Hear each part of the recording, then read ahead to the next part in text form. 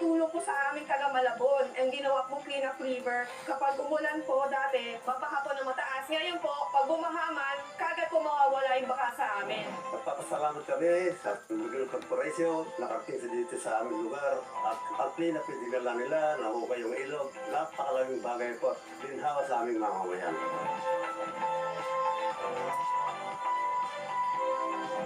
Pangako ko sa ilog na tutulong ako para maliit